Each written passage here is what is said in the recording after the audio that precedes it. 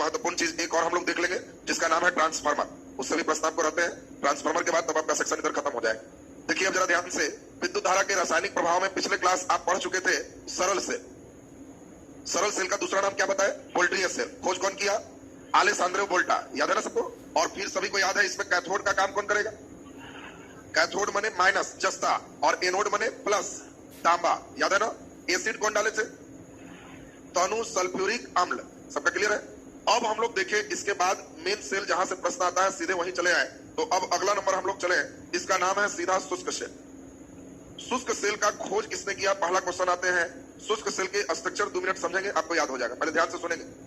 सरल सेल का खोज उल्टा नहीं किया और पहला सेल सरल सेल ही था। जल्दी बताइए शुष्क सेल का खोज कौन किया?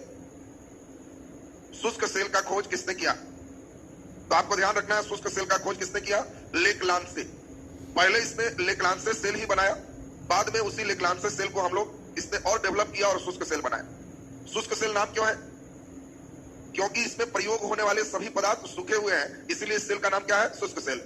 शुष्क सेल में बताओ बर्तन किस चीज का होता है? बहुत इंपॉर्टेंट क्वेश्चन है। शुष्क सेल में बर्तन किस चीज का होता है?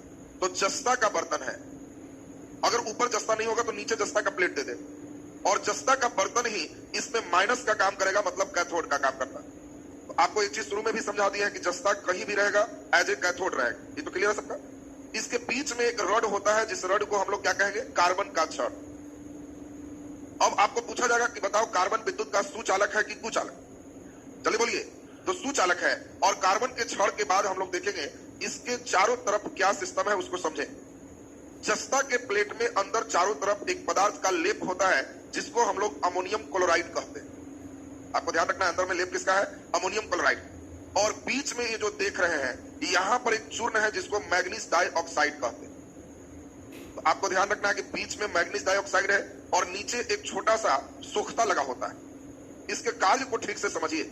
जस्ता को जैसे ही आप अमोनियम क्लोराइड यहां पर देते हो NH4Cl, तो यह इससे रिएक्शन करता है और रिएक्शन करके बनाता है zinc chloride ZnCl2 plus NH3, इसको अमोनिया गैस कहते हैं, और प्लस हाइड्रोजन गैस।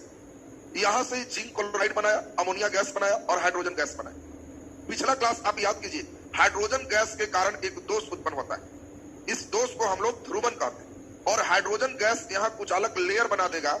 इसीलिए हाइड्रोजन गैस को समाप्त करने के लिए इसमें मैग्नीज डाइऑक्साइड का चूर्ण डाल देते हैं। बताइए जैसे ही इसमें मैग्नीज डाइऑक्साइड के पास की जाएगा हाइड्रोजन, तो ये बना देगा Mn2O3 प्लस H2।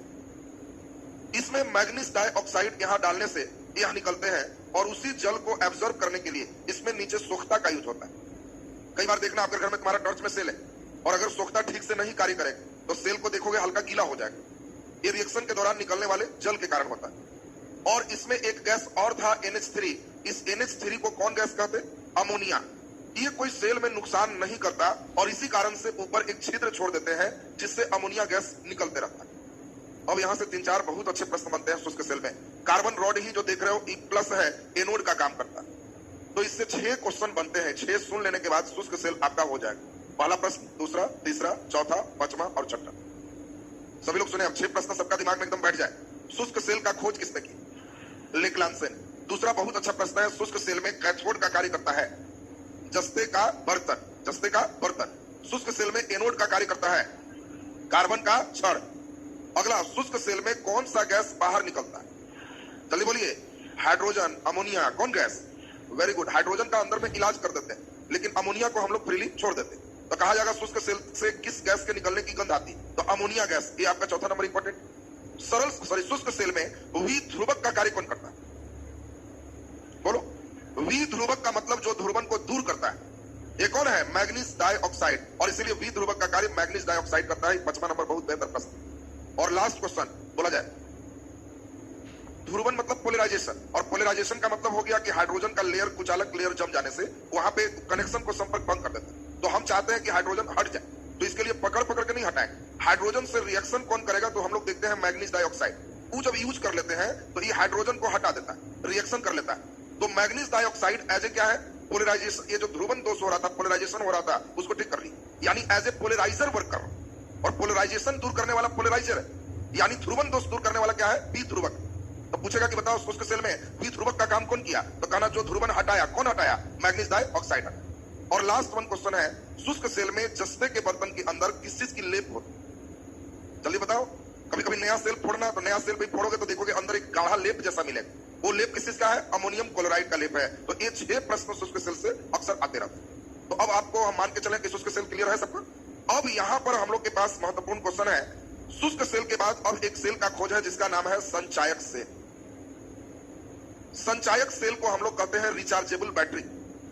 संचायक सेल को हम लोग दूसरा नाम देते हैं सेकेंडरी सेल, द्वितीयक सेल। कई बार इसी से क्वेश्चन आ जाते हैं, कौन द्वितीयक सेल है? सरल सेल, लेक्लांश सेल, शुष्क सेल और संचायक सेल। तो आपको ध्यान रखना है कि संचायक सेल विद्युतीय ऊर्जा को रासायनिक ऊर्जा में और फिर रासायनिक ऊर्जा को विद्युतीय ऊर्जा में दोनों वर्क करता है। चार्ज भी करता है और फिर डिस्चार्ज भी करता है। आपके टॉर्च में बैटरी हो क्या करता है? केवल रासायनिक ऊर्जा को विद्युतीय में बदलता है, फिर विद्युतीय को रासायनिक में नहीं बदलता। अब आपको पूछा जाएगा संचायक सेल प्रयोग होते हैं मोबाइल वाली बैटरी में, इन्वर्टर वाली बैटरी में, फिर और 2-3 दिया रहेगा तो किसमें हो जाएगा? तो जो रिचार्ज होता है, मोबाइल को क्यों छोड़ रहे हैं? मोबाइल की भी बैटरी तुम्हारी क्या करते हैं? विद्युतीय ऊर्जा को रासायनिक ऊर्जा में और फिर रासायनिक ऊर्जा को विद्युतीय ऊर्जा। डबल वर्क जो भी करेगा उसको हम लोग क्या कहेंगे? संचायक सेल में। और संचायक सेल मेनली 2 तरह के होते हैं। एक को बहुत इंपॉर्टेंट है, इससे ज्यादा क्वेश्चन आएगा, इसको हम लोग लेड संचायक सेल कहते हैं, लेड संचायक सेल। और एक हम लोग देखें दूसरा, यही डेवलपमेंट है लिथियम संचायक सेल के रूप। सबसे हल्का धातु कौन है? लिथियम। तो संचायक सेल की एक खराबी है कि यह वजन में ज्यादा होता है। कारण नाम देख रहे हो, इसके आगे क्या लगा है? लेड। लेड मींस सीसा। ये सीसा का प्रयोग होता है। इंपॉर्टेंट समझेंगे, आपसे पूछा जाएगा लेड संचायक सेल में प्रयुक्त होता है तो सीसा।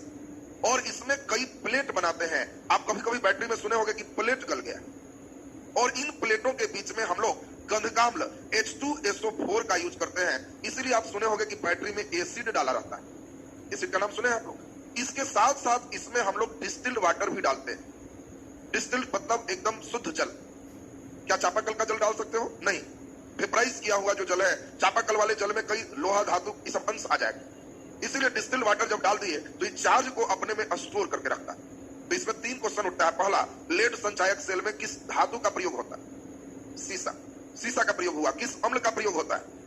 गंधकाम्ल या सल्फ्यूरिक एसिड H2SO4 का प्रयोग होता है। और इसमें डिस्टिल्ड वाटर मुख्य रूप से चार्ज को सुरक्षित रखता है और दोनों टर्मिनल इसमें आपका बने। लिथियम वाला जो सेल आप देख रहे हो, ये सबसे हल्की बैटरी है। आपके जो भी मोबाइल हो, कैलकुलेटर में अगर रिचार्जेबल है, कई कैलकुलेटर देखना सोलर प्लेट से भी रिचार्ज हो जाता है। तो जहां भी रिचार्जेबल सेल है और अगर वजन में कम है तो समझना वो लिथियम सेल। अगर रिचार्जेबल है और वजन में बहुत ज्यादा है, जैसे इन्वर्टर वगैरह की बैटरी देख रहे हो, तो वो लिथियम सेल नहीं है, लेड संचायक सेल। लिथियम सेल और महंगे होते हैं। इसीलिए आप अगर जितना बड़ा मोबाइल वाली बैटरी है, अब उसको बड़ा कर करके आप इन्वर्टर वाले बैटरी इतना सोचो तो कीमत समझ रहे हो कहां चला जाए। तो ये महंगी बैटरी है। लेड उसके तुलना में सस्ती है, तो भारी हो तो हो, लेकिन इसको जहां विराम है वहां लेड संचायक सेल का ही हम लोग यूज करते हैं। अब इसमें जो महत्वपूर्ण 1-2 चीज और है उसको हम लोग देख लें। अब सेल से आपका क्वेश्चन बन जाएगा। इसमें सबसे इंपॉर्टेंट अब हम लोग चलेंगे अभी ट्रांसफार्मर। हम लोग देखिए अभी ट्रांसफार्मर करंट का अब अंतिम सेक्शन पे आ रहा है। हिंदी मीडियम वाले लड़के को ट्रांसफार्मर की हिंदी लिख के भी दे देते हैं। तुम्हें मालूम है ट्रांसफार्मर की हिंदी क्या होती? जनित्र। तो वो तो जनरेटर का हिंदी है। परिनालिका, परिनालिका तो समझाए थे तुमको। बता दो जरा, ट्रांसफार्मर की हिंदी क्या होती? संधारित्र। वो कंडेंसर की हिंदी होती है। पंखा वाला जो कंडेंसर देखे हो उसको हम लोग क्या कहते हैं? संधारित्र कहते हैं। हाँ, आपको ध्यान रख, इतना खतरनाक हिंदी देगा कि कल्पना नहीं कर सकते। इसको हम लोग हिंदी में कहते हैं परिणामित्र। परिणामित्र कहते हैं। अब ऐसे मित्र को देख के आपकी मित्रता खत्म हो जाएगी। तुम्हें देगा धारा को कम अधिक करने के लिए प्रयोग करेंगे और उसमें भेंट होगा परिणामित्र, दोलित्र, संधारित्र और कोई एक और लगा देगा। सब में जब लगाएगा तो लड़के सोचेगा कि जा इसमें संधारित्र मारे, ये परिणामित्र तो पक्का नहीं होगा। और एक परिणामित्र के बाद एक और भेंट करा देगा जनित्र। जनित्र मींस क्या हुआ? जनरेटर। परिणामित्र मींस क्या हुआ? ट्रांसफार्मर। संधारित्र मींस क्या हुआ? कंडेंसर। सब दिमाग में सेट रखेगा क्योंकि सब हिंदी का खतरा है यहाँ पे। हाँ, अब प्रश्न अगर परीक्षा में नहीं समझ में आए तो आप लोग को दोनों लैंग्वेज में इसीलिए देता है। कई बार गूगल ट्रांसलेट मारता है, तो गूगल मारेगा तो इसको ट्रांसलेट करके गूगल पकड़ के यहाँ लेके चला जाता है। कई बार उसका ट्रांसलेट, अब जैसे यूपीएससी में हिंदी मीडियम को क्यों मारी? उसके जो सेटर होते हैं वो हिंदी माध्यम वाले से नहीं होते, वो इंग्लिश मीडियम सेटर है और अपने क्वेश्चन को गूगल को दे देते हैं कि ट्रांसलेट कर। तो गूगल क्या ट्रांसलेट कर देगा? वो अपने अपने डिजाइन में कोई ठिकाना नहीं रखता और सीधा वही छप जाता है। जिसका हिंदी वो नहीं जान रहा है उसी रूप में उसको लिख देगा। तो इसी कारण से कई प्रश्न समझने में हिंदी माध्यम वाले को दिक्कत होती है। तो उसका इलाज है साइंस वगैरह में टर्मिनोलॉजी हिंदी इंग्लिश दोनों रहना बहुत सुरक्षित होता है। तो हम लोग अभी देख लिए नाम 2-3 परिणामित्र मीन्स जल्दी बोलिए, ट्रांसफार्मर, जनित्र, जनरेटर, संधारित्र, कंडेंसर। क्लियर है सबका? अब सुनेंगे ध्यान से, ट्रांसफार्मर में जो आपके कंसेप्ट चाहिए उसको ठीक से सुन ले। हमारे साथ 5 मिनट बढ़िया से सुन लीजिएगा, ट्रांसफार्मर से सभी प्रश्न बन जाएंगे। ट्रांसफार्मर में सबसे इंपॉर्टेंट है कि यह एसी में प्रयोग होता है कि डीसी। जल्दी बोलिए, एसी में। ट्रांसफार्मर को कभी भी डीसी में प्रयोग नहीं करना। दूसरी बात, ट्रांसफार्मर एसी को एसी में बदलता कि डीसी। जल्दी बोलिए, एसी को एसी में बदलता है, कभी भी डीसी के लिए कार्य नहीं करता। आपको ध्यान रखना, डीसी का नाम ही ट्रांसफार्मर में नहीं सोचना। बताओ, ट्रांसफार्मर कम या अधिक करता है धारा को, वोल्टेज को, दोनों? बोलो सोच के, ट्रांसफार्मर कम या अधिक कर सकता है धारा को, वोल्टेज को, दोनों? जल्दी बोलिए, वोल्टेज। तो ट्रांसफार्मर दोनों को कम या अधिक कर सकता है, इसलिए बहुत महत्वपूर्ण चीज है आपका, दोनों ध्यान रखें। अच्छा ये बताओ, ज्यादा धारा प्रवाहित होगा 11,000 वाले तार में कि 220 वाला तार? बोलो, किसमें धारा ज्यादा जाएगा? 11। अच्छा, पिछले दिन तुमको धारा सिखाए थे, सब एक दिन में तुम लोग खा पी जाते हो। लोड किस पर है? अरे उपकरण किससे चल रहा है? 220 पर। तो लोड से ना धारा चलता है, तो ज्यादा धारा का लोड किस पर होगा? 220 पर। 11,000 पर लोड नहीं है। बात समझिए, उसका वोल्टेज ज्यादा है। बहुत बात सीखना होगा, अभी तो तुम लोग एकदम 11,000 मैंने सोचते हो धारा बहुत है, ऐसा नहीं सोचते। 11,000 का मतलब उसका वोल्ट ज्यादा है, लेकिन उस पर लोड नहीं होने से धारा कम है। और कहीं भी धारा कम है तो उसको पतले तार में ले जा सकते। धारा ज्यादा है तो मोटे वायर चाहिए। इसीलिए तुम देखना, अगर ट्रांसफार्मर को देखना तो देखना 11,000 वाला में एकदम पतले पतले तार से भी ट्रांसफार्मर में करंट चला जाए, क्योंकि वहां धारा कम है, कम लोड है, तो एकदम पतला पतला वायर भी देखना, ऊपर से उतारा पतला वायर ट्रांसफार्मर में चला गया। लेकिन जैसे ही ट्रांसफार्मर इसको 220 में बदलेगा तो यहां पर मोटा मोटा फ्यूज देना पड़ेगा, और नहीं तो ये बार बार उड़ेगा। इस पर लोड है, ये बार बार नहीं उड़ेगा। तो अब आप ट्रांसफार्मर को खड़ा होकर देखना कॉल पर, तो देखना कि जहां 220 है वहां का फ्यूज मोटा है, और जहां 11,000 वाला है वहां का फ्यूज क्या है? पतला। तो अब जल्दी से हमको सोच के बताइए, ज्यादा अगर वोल्ट है, 11,000 है, 1,33,000 है, तो वहां धारा का कंजम्पशन ज्यादा है कि कम? कम है। निम्न वोल्ट हो गया 220, तो धारा का कंजम्पशन ज्यादा हो। तो हम लोग ट्रांसफार्मर एक डिजाइन से बनाते हैं, अगर उच्च विभव होगा, वोल्टेज ज्यादा होगा, तो धारा निम्न होगा। बात समझना, नहीं तो कई लड़के की बात एकदम नहीं समझ पाते। फिर रिवर्स करो, अगर हम निम्न विभव कर देंगे तो बोलो निम्न विभव में धारा क्या होगा? उच्च हो जाएगा, उच्च धारा होगा। ध्यान से समझेंगे, निम्न विभव होगा तो उच्च धारा होगा, उच्च विभव होगा निम्न धारा होगा। और अब सुन लो तो काम समझ में आएगा। ट्रांसफार्मर क्या है? तो यह उच्च विभव के निम्न धारा को निम्न विभव के उच्च धारा में, या निम्न विभव के उच्च धारा को उच्च विभव के निम्न धारा में बदलता है। दोनों बदल सकता है। बात समझेगा? आप तुमसे पूछेगा कि ट्रांसफार्मर करता है उच्च विभव के निम्न धारा को निम्न विभव के उच्च धारा में, निम्न विभव के उच्च धारा को उच्च विभव के निम्न धारा में, दोनों इनमें से कोई। कई बार तो चॉइस सी देगा, उच्च विभव के उच्च धारा को निम्न विभव के निम्न धारा में। बात समझ लो, लड़के बेचारे उच्च विभव के उच्च धारा को निम्न विभव के निम्न धारा मारता। तो आपको सबसे बड़ा खतरा यहीं पर था। ये सीख गया तो एक आईएएस वाला क्वेश्चन करते हैं। यूपीएससी तुमको पहले ही बताया कि जितना कॉपी में लिखोगे उतना छोड़ के हुआ। पिछला दिन बल्ब कितना बनाया था, तो हम देखना पहला क्वेश्चन बल्ब से देंगे जो यूपीएससी ने पूछा, तो उतना छोड़ के शुरू हो। लेकिन हाँ, जो तुम समझे हुए काम वही देख। अब सोचो यूपीएससी ने क्वेश्चन एक बार क्या पूछा, इसी पर दे दिया। कहा कि जब वोल्टेज कम होता है तो मोटर चालू करने से चल जाता है, इसका कारण है।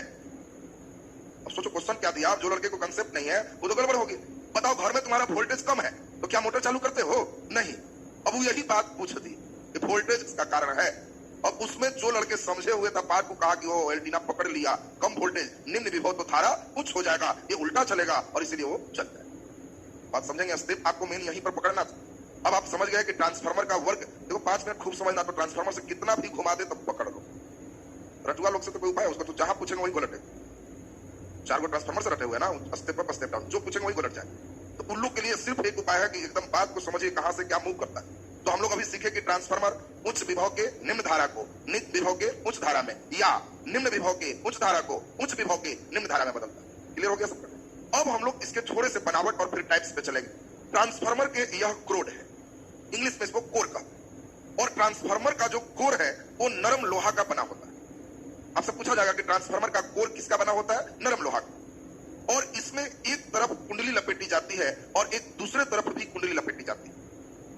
इस कुंडली को एसी के मेन धारा से जोड़ते हैं तो ये प्राथमिक कुंडली कहलाता है, और जिससे लोड ले जाके जोड़ते हैं वो सेकेंडरी कुंडली। यानी ट्रांसफार्मर में 2 कुंडली है, प्राथमिक कुंडली, द्वितीय कुंडली। जिस कुंडली को मेन एसी से जोड़ेंगे वो प्राइमरी हो, जिसको हम सेकेंडरी लोड से जोड़ेंगे वो द्वितीय हो। और ट्रांसफार्मर में सिर्फ यही मेन डिपेंड करता है अगर ज्यादा लपेटा से कम लपेटा में जाएंगे तो वोल्टेज डाउन हो जाएगा, इसको स्टेप डाउन ट्रांसफार्मर कहते हैं। अगर कम लपेटा से ज्यादा लपेटा में जाएंगे तो वोल्टेज बढ़ जाएगा, इसको स्टेप अप ट्रांसफार्मर कहते हैं। आपको एक छोटी सी बात समझा दें, एकदम ट्रांसफार्मर का कंसेप्ट क्लियर हो जाएगा। आपके घर में स्टेबलाइजर में भी ट्रांसफार्मर है, मान लेते हैं सपोज इधर इतने लपेटा दिए और एसी करंट से जोड़ दी, इस साइड में जो लपेटा दिए एकदम मिजाज से दे दी। अब आपको क्या करना है, यहीं पर अब सबसे ले जाके टर्निंग है 1 2 3 4 5 6 7 8, यही घर में तुम कई बार स्टेबलाइजर ठुकाते हो और वोल्टेज बढ़ता है तो बड़ा खुश होते हो कि हुआ क्या, बढ़ गई।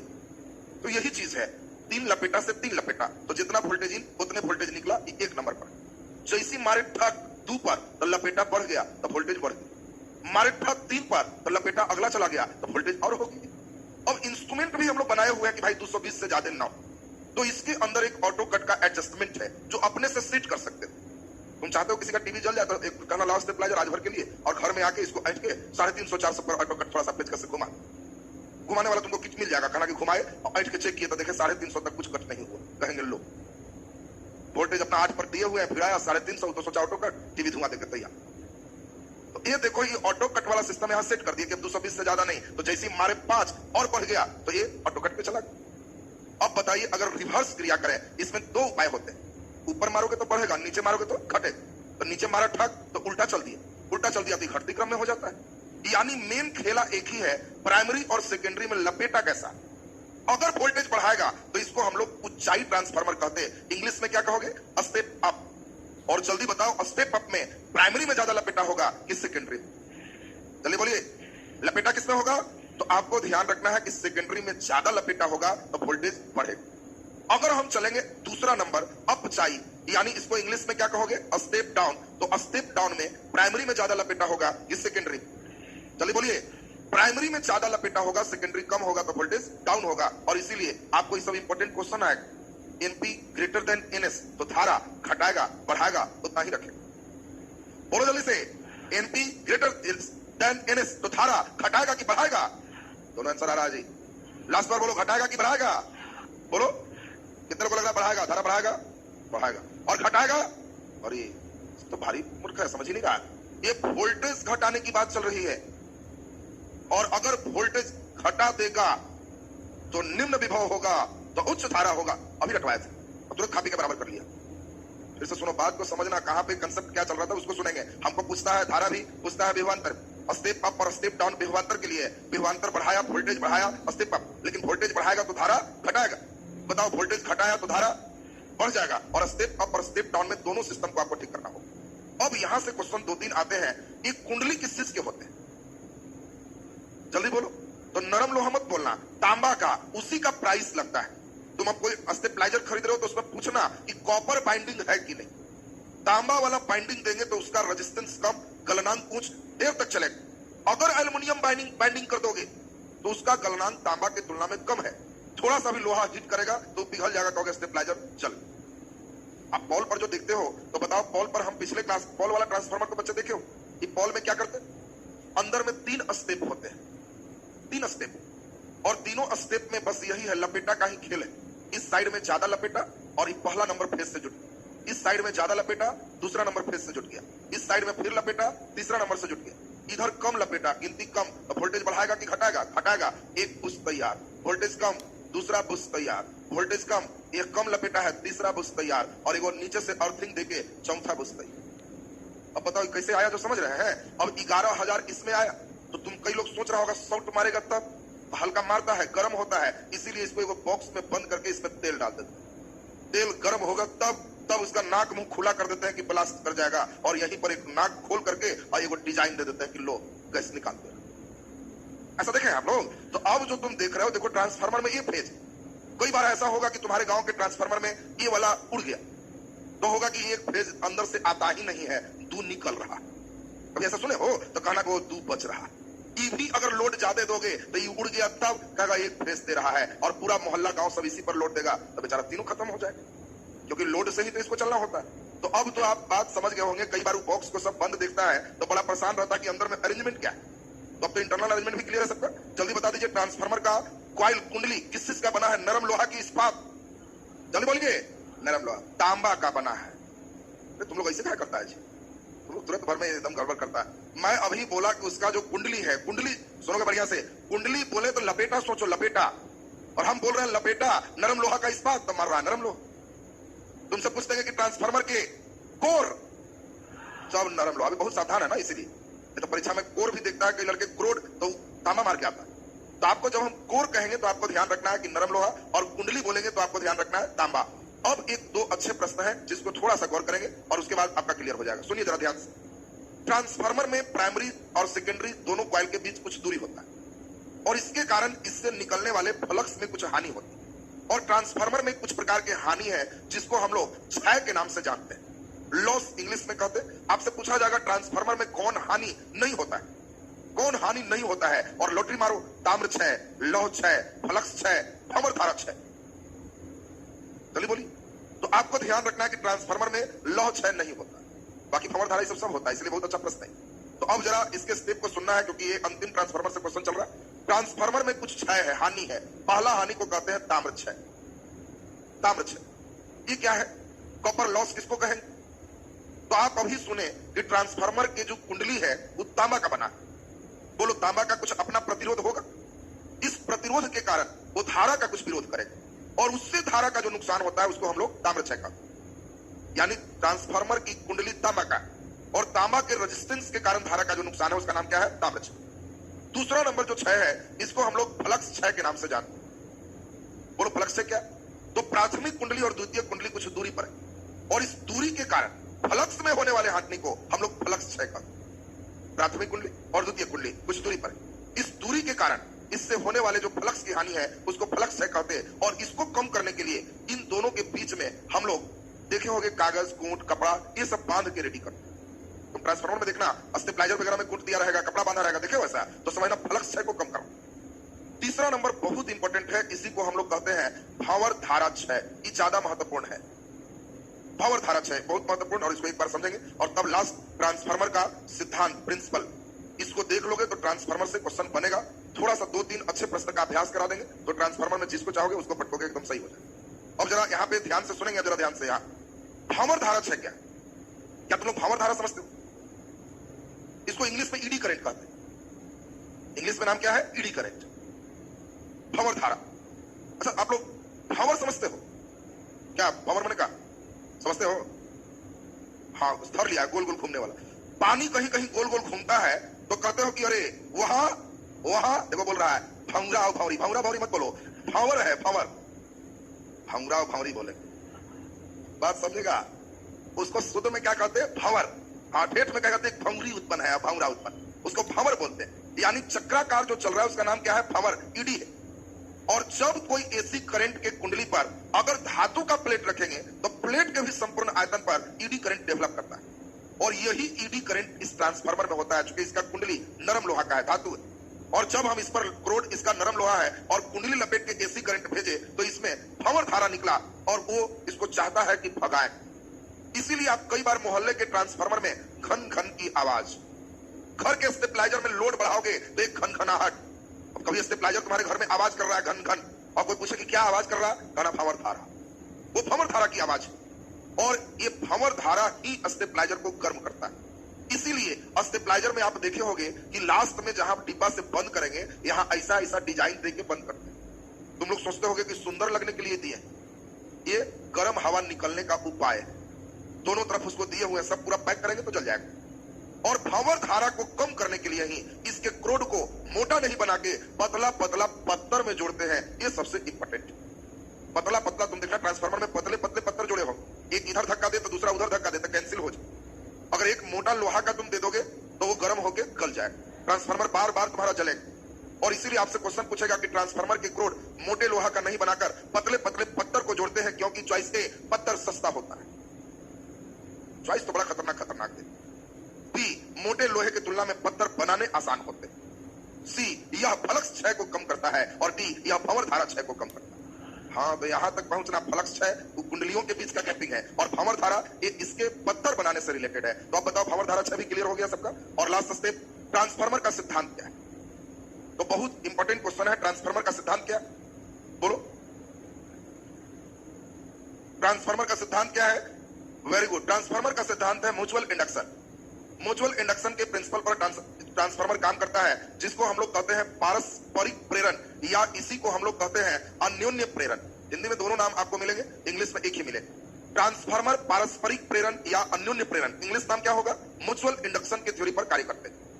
और ट्रांसफार्मर में आपको ध्यान रखना है सबसे महत्वपूर्ण चीज कि ट्रांसफार्मर का सिद्धांत ये अन्योन्य प्रेरण क्या है, तो कहता है जब किसी एक कुंडली से धारा प्रवाहित करते हैं तो उसके निकट रखे दूसरे कुंडली में भी धारा प्रवाहित हो जाए, तो इसको पारस्परिक प्रेरण या अन्योन्य प्रेरण का। और ट्रांसफार्मर में भी सेम यही कंडीशन होता है। तो अब ट्रांसफार्मर से दो क्वेश्चन आपको दे रहे हैं, तो क्या आप बता पाओगे ना? जरा लिखिए इसमें। फ्लक्स कहते हैं एक जैसे ही भेजे तो इससे चुंबकीय क्षेत्र उत्पन्न हो, और चुंबकीय क्षेत्र यहां से यहां तक अगले कुंडली तक जाएगा, तो जितने दूर रखेंगे उतने नुकसान होगा फ्लक्स। इसीलिए इसका नाम क्या है? फ्लक्स क्षय। तो इसको कुचालक पदार्थ के लेयर से लॉक करते हैं, कपड़ा कोट, तो फ्लक्स क्षय कम जाए। ये चीज ध्यान रखना। सटा नहीं देना, सटा दोगे तो 11,000 करंट से घर में 11,000 पहुंच जाएगा। दूर रखना है, ये पारस्परिक प्रेरण।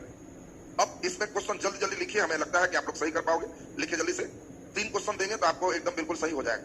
लिखिए, मोबाइल चार्जर में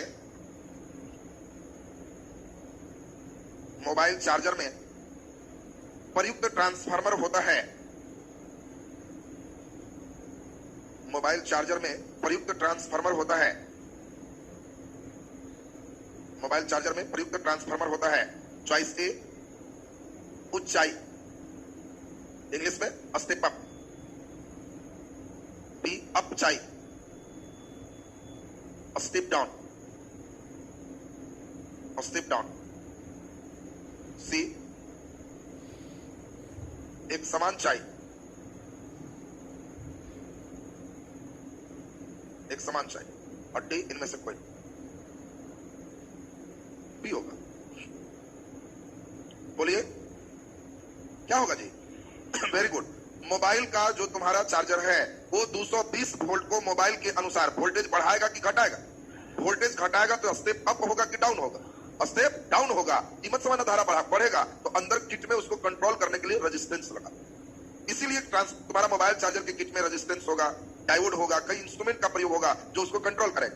तो इसका काम आपका ध्यान रखना है। अपचाई था, स्टेप डाउन था। नीचे लिख दीजिए। क्वेश्चन का लेवल थोड़ा सोचने वाला देते हैं। अच्छा तो चलो इसी में लिखो। ऊंचाई ट्रांसफार्मर, स्टेप अप। ऊंचाई ट्रांसफार्मर, ऊंचाई ट्रांसफार्मर के प्राथमिक कुंडली में होता है। ऊंचाई ट्रांसफार्मर की प्राथमिक कुंडली में होता है। प्राथमिक कुंडली में होता है। नीचे चॉइस ए पतले तार के अधिक फेरा, पतले तार के अधिक फेरा। चॉइस बी पतले तार के कम फेरा, पतले तार का कम फेरा। चॉइस सी मोटे तार का अधिक फेरा, मोटे तार का अधिक फेरा। और डी मोटे तार का कम फेरा, मोटे तार का कम फेरा। सोचो पहले बढ़िया से, पहले ट्रांसफार्मर कौन कह रहा है वो देखो, आप तब क्वेश्चन देखो। सोच लिया? अच्छा मैं तो पूरा कंसेप्ट दे दूंगा, जिंदगी में गड़बड़ नहीं होगा, क्योंकि उसको समझना हो। कई बार देखो कितना बड़ा झटका, बीसीएस लेवल का एग्जाम दोगे तो बहुत खतरा है। केवल रट के रखोगे ट्रांसफार्मर अन्योन्य प्रेरण तो उससे थोड़े बनेगा। उसमें ऐसे ऐसे क्वेश्चन बहुत मूव करवाता है। कितने लोग को ये लग रहा है? बताओ। ए बहुत लोग, वेरी गुड। और डी, डी डी सीधा नहीं, बी, डी में कई लोग। और सी समझ लीजिए थोड़ा बढ़िया से। पहले हमें बता दीजिए ये स्टेप अप क्वेश्चन है कि स्टेप डाउन है? अप है, वेरी गुड। तो स्टेप अप है तो इसका मतलब ये वोल्टेज घटाएगा कि बढ़ाएगा? बढ़ाएगा तो इधर ज्यादा होगा और इधर कम होगा। तो प्राइमरी और सेकेंडरी क्वेश्चन पढ़ो। प्राथमिक कुंडली की द्वितीय कुंडली, प्राथमिक कुंडली क्वेश्चन में लिखा है प्राथमिक कुंडली। तो पहले ये बताओ प्राथमिक कुंडली में ज्यादा कि कम? कम फेरा। तो आंसर कम फेरा वाला हो, यानी ज्यादा फेरा वाला कौन कौन में है? ए और सी ई खत्म हो। और इसी में हमको लगता है सबसे ज्यादा हाथ उठाया। बात समझिए, फिर से समझोगे। आपको अपने से परीक्षा में कुछ नहीं करना है, खाली हिम्मत किए रहो। कहेगा स्टेप अप, कहना वो वोल्टेज बढ़ावे वाला, तो बगल में फोटो बना। कहेगा प्राथमिक कुंडली में, कहना वो कम होगा, तो कम फेरा वाला आंसर चलेगा, ज्यादा वाला हटा दे।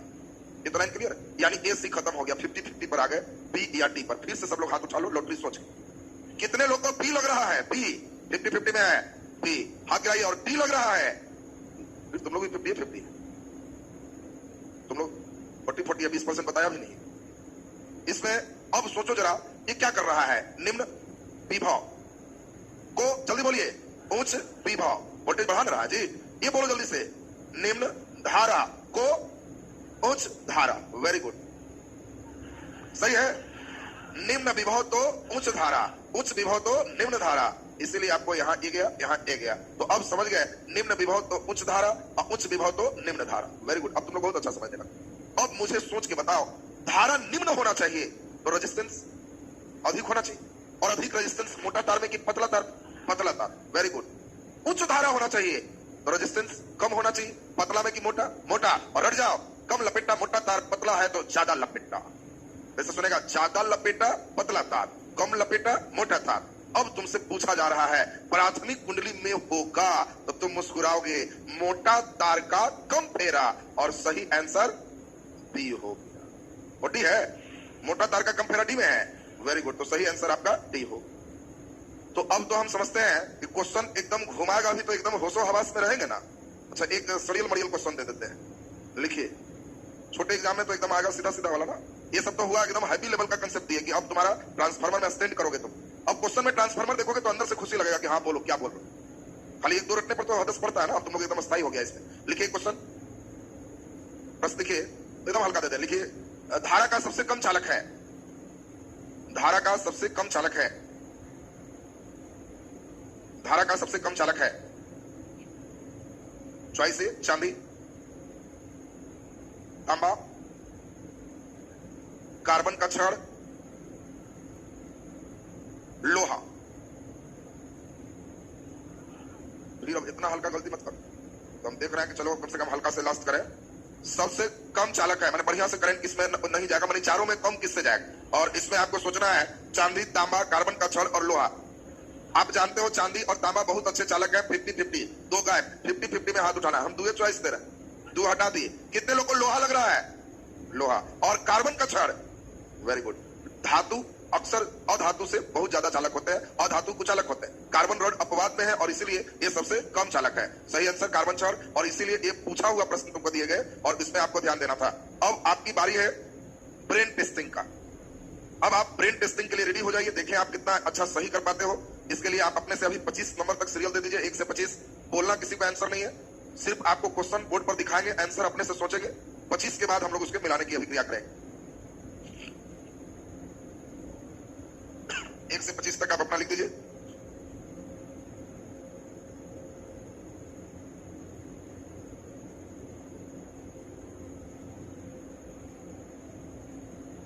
चलिए शुरू किया जाता।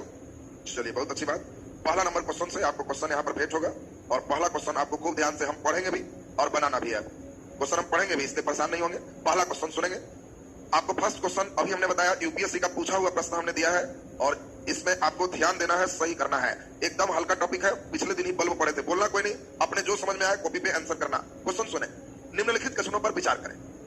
कुछ कथन है, उसमें विचार करना है। एक साधारण बिजली के बल्ब अपेक्षाकृत अल्प जीवन होता है। जो बल्ब हम लोग घर में यूज करते हैं, वो सीएफएल बल्ब हो, एलईडी बल्ब हो, उससे कम जीवन है, जल्दी उड़ जाता है। इसका कारण है, 1 नंबर, फिलामेंट का तार एक समान नहीं होता। 2 नंबर, बल्ब पूर्ण रूप से निर्वातित नहीं होता, माने पूरा निर्वात अंदर नहीं होता। 3 नंबर, फिलामेंट के सहायक तार उच्च ताप पर पिघल जाते हैं। चॉइस ए क और ग, चॉइस बी ख और ग, चॉइस सी क और ख, चॉइस डी क ख ग। ये आईएएस का पूछा हुआ क्वेश्चन है। अब आप अपने से एक बार पढ़िए और बोलना नहीं है, बनाते चलेंगे। ऐसा 25 क्वेश्चन आपको भेंट होगा, 25 भेंट होगा, और तब विद्युत धारा में ताल ठोक के आपको यूपीएससी हो गया। आईएएस तक के लिए तुम तैयार हो गए करंट में। 1 मिनट का समय रहेगा, आप बढ़िया से पढ़ेंगे। बल्ब जल्दी फ्यूज होता है, उसका जीवन काल कम है। इसका कारण फिलामेंट का तार एक समान नहीं होना, बल्ब के अंदर पूरा निर्वात नहीं होना, और फिलामेंट के सहायक तार उच्च तार पर पिघल जाना। एक चॉइस है, ए में पहला और तीसरा, बी में है दूसरा तीसरा, सी में है पहला दूसरा, और डी में है पहला दूसरा और तीसरा। पहला क्वेश्चन का टाइम खत्म कर हो गया। तब हम लोग दूसरा क्वेश्चन चलेंगे। 25 क्वेश्चन आपको अभी चलेगा। ये पहला जान के टफ दिया गया, अब हम लोग पीसीएस पे आ गए। कुछ क्वेश्चन बीच में यूपीएससी का भी डाले, ताकि आपका दिमाग धीरे धीरे उसके लिए भी तैयार हो जाए। दूसरा क्वेश्चन अभी आप जस्ट पढ़े हो, सुन लीजिए। अब इसमें चॉइस हम पढ़ रहे हैं, सुनेंगे बढ़िया से। ट्रांसफार्मर क्या है, बोला नहीं है, सुनिएगा बढ़िया से। ट्रांसफार्मर क्या है? डीसी को एसी में परिवर्तित करने वाला, एसी वोल्टा को घटाने और बढ़ाने में प्रयुक्त होता है, एसी वोल्टा को डीसी वोल्टा में बदलता है, यह विद्युतीय ऊर्जा को यांत्रिक ऊर्जा में बदलता है। आपको खुद से सोचना है ट्रांसफार्मर क्या है। चॉइस ए है डीसी को एसी में बदलता है, चॉइस बी है एसी वोल्टा को घटाने बढ़ाने में प्रयुक्त होता है, सी है एसी वोल्टा को डीसी में बदलता है, और डी है विद्युतीय ऊर्जा को यांत्रिक ऊर्जा में बदलता है। चलिए दूसरा क्वेश्चन का भी टाइम खत्म हो गया, जल्दी से। हाँ, तीसरा क्वेश्चन आपके लिए प्रश्न है बहुत हल्का, इसको तो आप सुनेंगे और उम्मीद है कि आप तुरंत फटाफट बना लेंगे। तीसरा क्वेश्चन आपके लिए है, हमारे घरेलू विद्युत परिपथ में फ्यूज पिघल जाता है जब भारी वृद्धि होती है। फ्यूज किसके बढ़ने से पिघलता है? ऊर्जा के, धारा के, प्रतिरोध के, धारिता के। बोलना नहीं है, लिखते चलेंगे। 25 के बाद जिनको लगेगा 25 में 25 सही, उनकी कॉपी यहाँ आएगी। अगर सही है तो प्राइज भी मिलेगा। बात समझिए, हम देखेंगे कौन लोग खूब बढ़िया है। जो प्राइज पा रहे हो मतलब बहुत अच्छे जॉब में जाओगे, इसमें कोई शक नहीं है तुम्हारा। अगला नंबर चौथा क्वेश्चन आपके लिए है, आसान क्वेश्चन। गैल्वेनाइज्ड लोहा बनाने के लिए लोहा पर किसका लेप किया जाता है? गैल्वेनाइज्ड लोहा बनाने के लिए लोहा पर किसका लेप किया जाता है? जिंक का, निकेल का, क्रोमियम का, सल्फर का। गैल्वेनाइज्ड लोहा बनाने के लिए लोहा पर लेप किया जाता है जिंक का, निकेल का, क्रोमियम का, सल्फर का।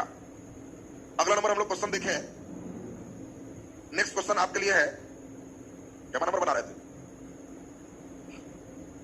फिर से लाना पड़ जाएगा, कोई बात नहीं, तुरंत आ जाएगा।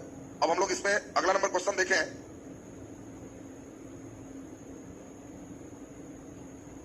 क्या है उसे बाद में हम लोग बतियाएंगे, क्या है जो बतिया रहा है अभी केवल देखो। चलिए हम लोग नेक्स्ट नंबर क्वेश्चन देखेंगे। अगला नंबर आपका प्रश्न है 5वां नंबर ना। अच्छा चलिए, इसमें आपका क्वेश्चन दिया हुआ है 5वां नंबर, इसको बढ़िया से सुनेंगे। 5वां नंबर आपका प्रश्न है, एक मिनट थोड़ा और बड़ा कर दे। चलिए 5वां क्वेश्चन हम लोग देखें। आपका क्वेश्चन है, एसी परिपथ में, एसी सर्किट में एसी मीटर मापते हैं, मतलब एसी सर्किट में आप जो धारा मापते हो कि इतना वोल्टेज आया है, वो वोल्टेज है माध्यमान, आरएमएस मान, शिखर मान, माध्य वर्ग मान। फिर से क्वेश्चन सुनिए। आप एसी सर्किट में मतलब घर में एसी मीटर मापते हैं, जो आप मीटर लगाते हो 200 वोल्ट, इतना वोल्ट, वो कैसा वोल्टेज है? एवरेज वैल्यू है, आरएमएस वैल्यू है, पिक वैल्यू है, या मीन जो है स्क्वायर वैल्यू है? ये आपको 4 में बताना है कि हम जो एसी मापते हैं वो कैसा वैल्यू है। क्योंकि आपको पहले भी मालूम है एसी का मान एक ही होता है कि बदलता है, बदलता है। फिर हम 220 वोल्ट क्यों बोलते हैं, वो कैसा मान बोलते हैं? मीन वैल्यू, माध्य मान, आरएमएस मान, शिखर मान, वर्ग, इसमें माध्य वर्ग मान। अगला नंबर क्वेश्चन है, ट्रांसफार्मर के क्रोड के लिए सर्वोत्तम पदार्थ है, द्रव्य। ट्रांसफार्मर के क्रोड के लिए सर्वोत्तम पदार्थ है स्टेनलेस स्टील, मृदु इस्पात, कठोर स्टील, नरम लोहा। नेक्स्ट क्वेश्चन, बोला नहीं है, लिखते जाइए अपना से आंसर फटाफट। क्रोड के लिए सबसे अच्छा पदार्थ है स्टेनलेस स्टील, मृदु इस्पात, कठोर स्टील, नरम लोहा। 7वां क्वेश्चन, त्वरित निम्नलिखित में किसके द्वारा उत्पन्न होते हैं? त्वरित, लाइटनर जिसको कहते हैं, वो लाइटनर में किसके द्वारा उत्पन्न होते हैं? विद्युत शक्ति, विद्युत विसर्जन, विद्युत क्षरण और विद्युत दाब। तो आपको पूछ रहा है त्वरित किसके द्वारा उत्पन्न होता है? विद्युत विसर्जन, विद्युत दाब, विद्युत क्षरण, विद्युत शक्ति। अगला नंबर क्वेश्चन है 8वां, 1 किलोवाट घंटा में होता है, 1 किलोवाट घंटा में होता है 3.6 गुने 10 के पावर 6 जूल, 3.6 गुने 10 के पावर 3 जूल, 10 के पावर 3 जूल और 10 के पावर 5 जूल। नेक्स्ट क्वेश्चन, कौन सा एक प्रकृति में अनुचुंबकीय है? पैरामैग्नेटिक कौन है? अनुचुंबकीय कौन है? लोहा, हाइड्रोजन, ऑक्सीजन, नाइट्रोजन। 9वां क्वेश्चन आपका हो गया, पैरामैग्नेटिक है लोहा, हाइड्रोजन, ऑक्सीजन, नाइट्रोजन। 10वां नंबर क्वेश्चन की ओर चलते हैं। 10वां नंबर आपके लिए प्रश्न है। अब 10वां क्वेश्चन आपको दिया गया है, खूब बढ़िया से आप सोच के 10वां नंबर प्रश्न का आंसर देंगे। एक तार के प्रतिरोध के बारे में कौन सा आपका गलत कथन है, ये बताना है। क्वेश्चन फिर से सुनेंगे। एक तार के प्रतिरोध के बारे में कौन सा स्टेटमेंट गलत? प्रतिरोध आप पढ़ चुके हो। चॉइस ए, यह तार की सामग्री पर निर्भर करता है। चॉइस बी, यह तार के लंबाई के सीधे अनुपात में होता है। चॉइस सी, यह तार के अनुप्रस्थ क्षेत्रफल के सीधे अनुपात में होता है। और चॉइस डी, ताप में वृद्धि के साथ धातु का प्रतिरोध बढ़ जाता है। तो आपको क्वेश्चन है, प्रतिरोध के बारे में कौन सही नहीं है? कौन सही है करवा के नहीं है, गलत है। गलत कथन को पहचानना है। प्रतिरोध के बारे में गलत कथन को पहचानना है। ये सामग्री पर निर्भर करता है, लंबाई के सीधे समानुपाती है, क्षेत्रफल के सीधे समानुपाती है, ताप वृद्धि के साथ धातु का प्रतिरोध बढ़ जाता है। 11वां नंबर क्वेश्चन, सबसे बढ़िया रोधी इंसुलेटर कौन है? क्वेश्चन है, सबसे बढ़िया बिजली रोकने वाला इंसुलेटर कौन है? लकड़ी, कपड़ा, कांच, कागज। सोचना है, जल्दी से आंसर करिए। सबसे बढ़िया इंसुलेटर कौन है? लकड़ी, कपड़ा, कांच, कागज। 12 नंबर, विद्युत आवेश को भंडारित करने के लिए प्रयोग होने वाला उपकरण कौन है? क्वेश्चन फिर से सुनिए। विद्युत आवेश को भंडारित करने के लिए, रखने के लिए प्रयोग होने वाला उपकरण कौन है? प्रेरक, संधारित्र, परिणामित्र, पहचाने इनको ना, और ट्रांजिस्टर। तो क्वेश्चन फिर से सुन लीजिए, विद्युत आवेश को भंडारित करने के लिए प्रयुक्त होने वाला उपकरण कौन है? Which of the instrument used as a store electrical energy? इसमें प्रेरक means inductor, capacitor, transformer and transistor. ये आपको कह रहा है कि विद्युत आवेश को भंडारित करने वाला, रखने वाला, प्रिजर्व करने वाला, स्टोरेज करने वाला उपकरण को कहते हैं प्रेरक, इंडक्टर, कैपेसिटर और transformer and transistor. Next question, किसी अर्धचालक को गर्म करने से उसके प्रतिरोध पर क्या प्रभाव पड़ता है? बढ़ता है, घटता है, अपरिवर्तित रहता है, घटता बढ़ता है? जल्दी आंसर करें। 14 नंबर क्वेश्चन, स्टोरेज संचायक बैटरी में किस तत्व का उपयोग होता है? हाँ, 13 नंबर क्वेश्चन फिर से, अर्धचालक को गर्म करने से उसका प्रतिरोध बढ़ता है, घटता है, अपरिवर्तित रहता है? अर्धचालक को गर्म करने से उसका प्रतिरोध बढ़ता है, घटता है, अपरिवर्तित रहता है? 14 क्वेश्चन, स्टोरेज संचायक बैटरी में किस तत्व का उपयोग होता है? सीसा, एल्युमिनियम, तांबा, जस्ता? स्टोरेज संचायक बैटरी में किस तत्व का उपयोग होता है? सीसा, एल्युमिनियम, तांबा, जस्ता? अगला 15 नंबर क्वेश्चन, किस वैज्ञानिक के द्वारा त्वरित चालक का आविष्कार किया गया? किस वैज्ञानिक के द्वारा त्वरित चालक का आविष्कार किया गया? Graham Bell, Lord Lister, Benjamin Franklin और आइंस्टाइन? किस वैज्ञानिक के द्वारा त्वरित चालक का आविष्कार किया गया? Graham Bell, Benjamin Franklin, Lord Lister और आइंस्टाइन? अगला क्वेश्चन है, क्षण चुंबक का अधिकतम चुंबकत्व होता है? क्षण चुंबक का अधिकतम चुंबकत्व होता है मध्य में दोनों छोर पर, मध्य में दोनों छोर पर, ध्रुव पर, कहीं भी हो सकता है। सी चॉइस है ध्रुव पर और डी है कहीं भी हो सकता है। 17 नंबर क्वेश्चन, घर की सुरक्षित विद्युत सप्लाई के लिए उपयोग में लाने वाली फ्यूज तार जिस धातु की बनी होती है उसका, फ्यूज तार का गलनांक कम होता है, गलनांक ज्यादा होता है, प्रतिरोध अधिक होता है, चालकता कम होती है? आपको देखना है, अगर एक से ज्यादा सही है तो उसमें दोनों में टिक लगाइएगा, कोई एक सही है तो एक में टिक लगाइएगा, अगर दोनों है, दोनों आप सही करेंगे तब आपको अंक मिल जाएंगे। घर की सुरक्षित विद्युत सप्लाई के लिए जो फ्यूज तार लगाते हैं उसका गुण है गलनांक का कम होना, गलनांक का ज्यादा होना, प्रतिरोध का अधिक होना, चालकता का कम होना। एक से ज्यादा सही है उसमें टिक लगाएंगे। 18 क्वेश्चन, विद्युत ऊर्जा मापने के यंत्र को कहते हैं? विद्युत ऊर्जा मापने के यंत्र को कहते हैं बैरोग्राफ, डायनमो, किलोवाट घंटा, वोल्टमीटर? विद्युत ऊर्जा मापने के यंत्र को कहते हैं बैरोग्राफ, डायनमो, किलोवाट घंटा और वोल्टमीटर। 19 नंबर क्वेश्चन है, किसी वस्तु में अति चालकता तब प्रकट होती है? उसी वस्तु में अति चालकता तब प्रकट होती है जब वस्तु को उच्च ताप पर गर्म किया जाता है, इस पर उच्च दाब डाला जाता है, इसे निम्न ताप तक ठंडा किया जाता है।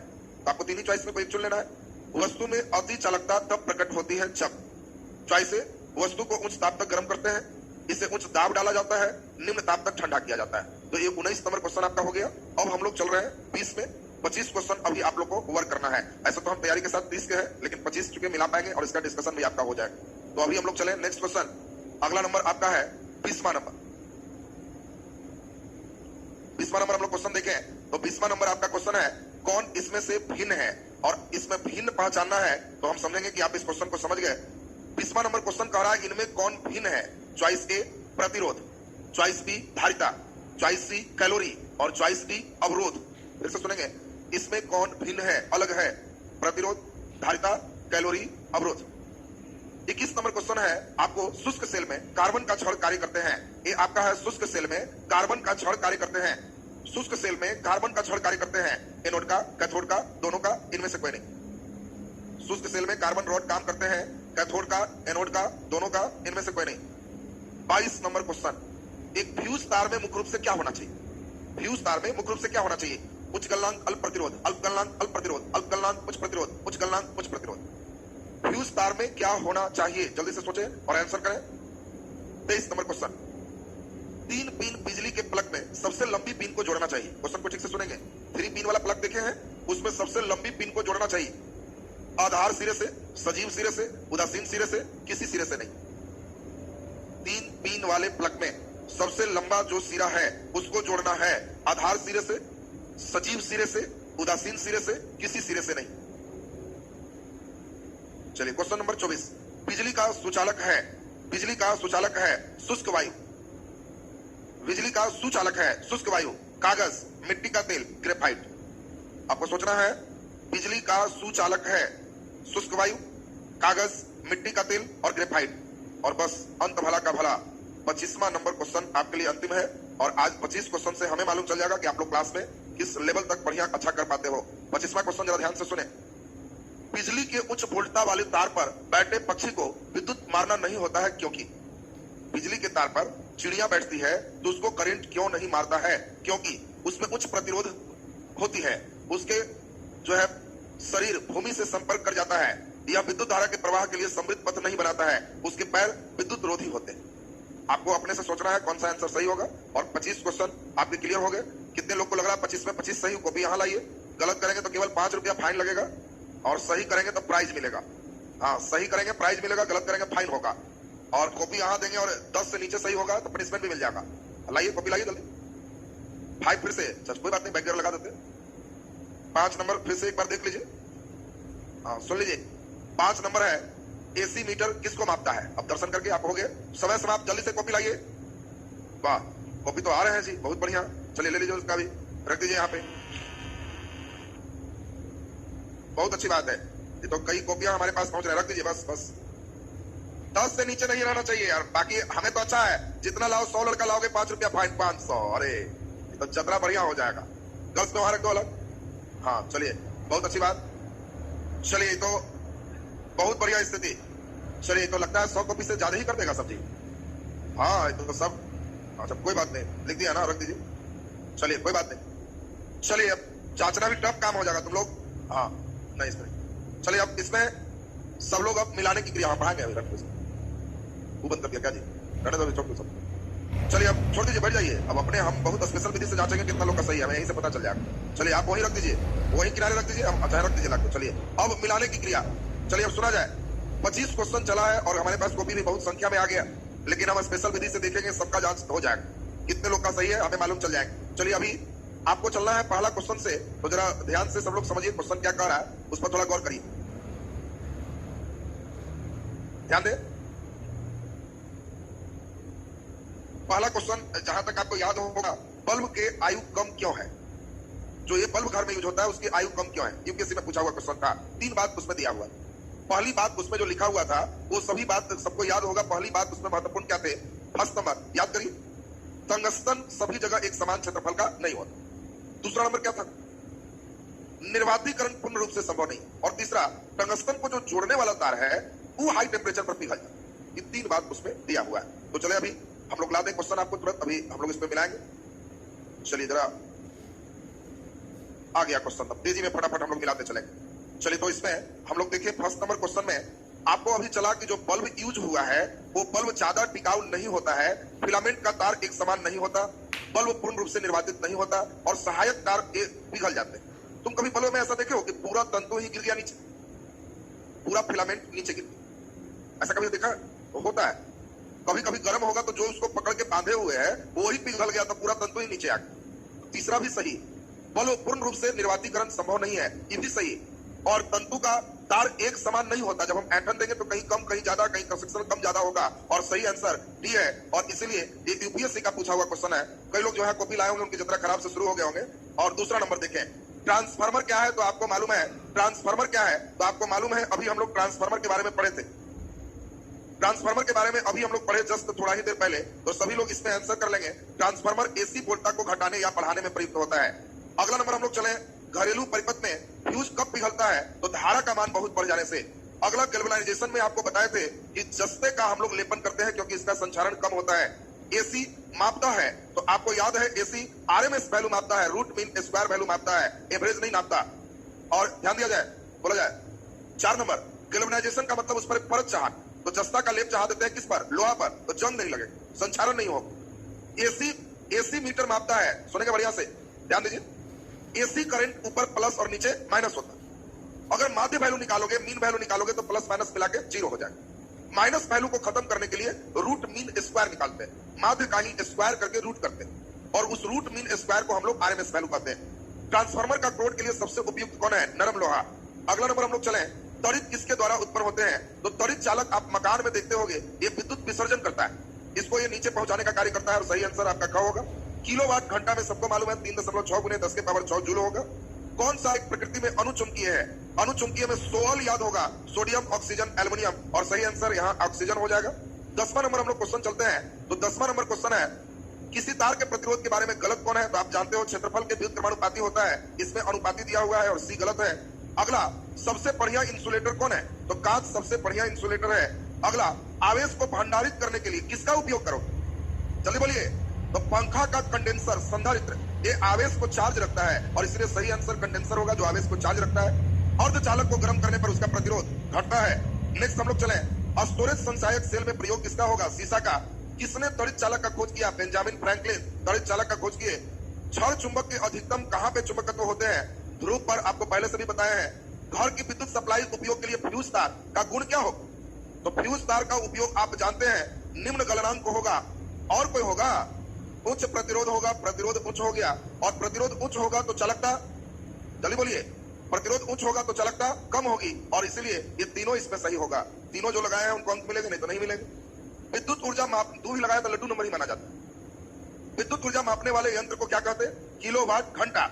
यही किलोवाट घंटा मीटर आपके यहाँ लगा हुआ है, जो मीटर जिसको कहते हो। किसी वस्तु में अति चालकता कब होती है? जब उसको निम्न ताप तक ठंडा करते हैं। बात सुनेंगे, आपको बताया है कि अति चालकता का गुण कब आएगा? जब टेम्परेचर कम करेंगे तब प्रतिरोध कम होगा और जब अति निम्न ताप तक ठंडा करेंगे तब प्रतिरोध बहुत कम होगा और अति चालक हो जाए। हाँ बोला जाए। सेमीकंडक्टर में रिवर्स चलेगा, लेकिन यहाँ पे उस टाइप का चॉइस इसमें दिया नहीं। कौन है बोलिए? वस्तु को उच्च ताप पर गर्म किया जाता है। डी है। डी में क्या लिखा हुआ है देख ले। डी में इसके ताप अति निम्न किया जाए। हाँ वो तो वही चीज दिया है, ताप को निम्न करने ही डी में दे रहा है। इसलिए इसका सही सुन लीजिए, अति चालक, इसमें अर्धचालक में आप सही समझ रहे हैं। अर्धचालक में ताप बढ़ाएंगे तब हो, लेकिन उसके एग्जाम्पल कम है, केवल सिलिकॉन और जर्मेनियम। अगर पदार्थ बोल रहा है तो आप जनरल व्यू सोचिए। हाँ अगर दोनों दिया रहता तो हम लोग मारते कुछ सही होता। इसमें दोनों नहीं दिया है। आपको दिया रहता पदार्थ अधिक ताप पर भी हो सकता है, कम पर भी हो सकता है, पदार्थ पर निर्भर करता है, तो इशारा सेमीकंडक्टर किया। इसीलिए इसमें सही आंसर कहा जाएगा सी। कौन भिन्न है? बोलो जल्दी से, कौन भिन्न है? तो आप इसमें देख रहे हैं कैलोरी। कैलोरी मात्रक है, जबकि बाकी सभी हम लोग जो देख रहे हैं वो भौतिक राशि है। इसलिए सही आंसर कैलोरी। शुष्क सेल में कार्बन क्षण क्या करता है? एनोड का काम करता है। फ्यूज के तार में मुख्य रूप से क्या होना चाहिए? उच्च प्रतिरोध निम्न गलनांक, तो अल्प गलनांक और उच्च प्रतिरोध। सही आंसर कौन होगा? सी। 3 पिन वाले जो होते हैं उसमें बड़ा वाला पिन किसमें प्रयुक्त होगा? जल्दी बोलिए। तो ये एक गर्म से होगा जिसको जीवित तार कहें, एक ठंडा से होगा जिसको उदासीन कहें, और ये जमीन से होगा जिसको आधार कहेंगे। और इसलिए सही आंसर आधार से। बात समझेगा? जो 3 पिन होते हैं उसमें एक गर्म एक ठंडा, और बड़ा वाला पिन जो होता है वो क्या है? आधार से रिलेटेड होता है। तो अगला नंबर हम लोग चले, बिजली का सुचालक कौन है? तो आप जानते हो सुचालक कौन हो जाएगा? ग्रेफाइट। और सही आंसर ग्रेफाइट। लास्ट क्वेश्चन, चिड़िया को करंट क्यों नहीं लगता है? क्योंकि चिड़िया धारा को प्रवाह करने के लिए पूरे समृद्ध पथ नहीं बनाती। चिड़िया एक तार पर बैठ जाए और दूसरे तार पर चोंच रख दे तो धड़ाम से नीचे आ जाए। चूंकि कंप्लीट उस पर बैठा है, पूरे सर्किट नहीं बना, इसलिए करंट नहीं मारा। और सही आंसर सी हो गया। अब सुन लीजिए, जिनका 25 में 25 सही है वो कॉपी अभी चेक होगा। जिनका नहीं सही हुआ है, एक भी गलत है, वो जल्दी ले जाइए, नहीं तो फाइन पे चला जाएगा। और बचे हुए कॉपी का हम जांच करेंगे। बचा हुआ जो होगा उसका जांच होगा।